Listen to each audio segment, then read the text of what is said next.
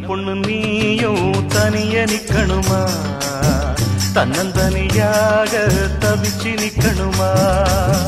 குப்புராசு நானும் கூட வரட்டுமா, கூட வந்து ஒண்ணா சோடி சேரட்டுமா? குப்புராசு நானும் கூட வரட்டுமா, கூட வந்து ஒண்ணா சோடி சேரட்டுமா?